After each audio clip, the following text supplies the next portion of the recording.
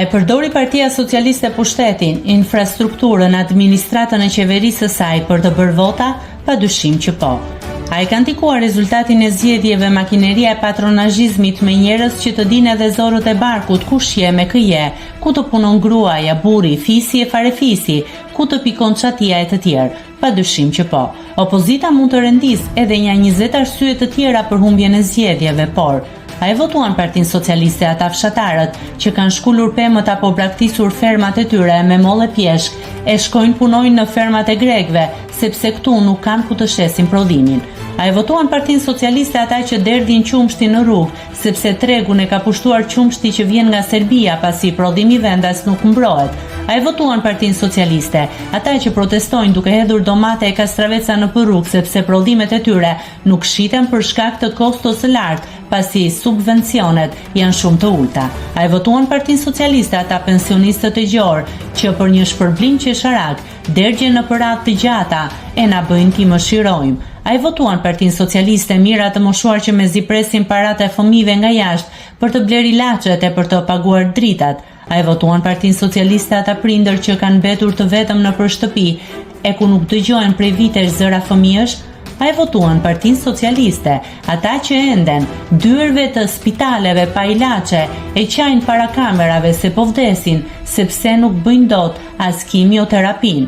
A e votuan Partinë Socialiste qindra mira njerëz që çdo ditë i mbushin serbatorët e makinave me karburantin që kushton më shtrenjtë se në Gjermani, Itali, Francë e të tjerë? A e votuan Partinë Socialiste ata që revoltohen në rrjet sa herë duhet të paguajnë tarif kur kalojnë edhe në rrugët e ndërtuara nga taksat e tyre? A e votuan Partinë Socialiste mira e mira të tjerë që sa herë lexojnë e dëgjojnë lajme për aferet qindra miliona euroshe të autostradave, tuneleve, teceve lundruese, koncesioneve të sterilizimit, inceneratorëve, investitorëve strategjik? Pra, sa herë dëgjojnë nga këto, shajnë e mallkojnë, mos u ngopshi, mos i hëngshi. A e votuan ata që kur lexojnë lajme me arrestimet e spakut për ministra, deputete, zyrtar të tjerë thonë, inshallah këmbën zvarr, atje shkofshi të gjithë ju që na vidhni. E di që do të më thoni, për këtë votojmë, të rikthejmë sërish Berishën? E drejt, asu nuk e mbështes rikthimin e Berishës, por shporta kishte më shumë se 2 produkte kësaj radhe. Të bësh palë me pushtetin është një gjë komode dhe fitimprurse në këtë vend.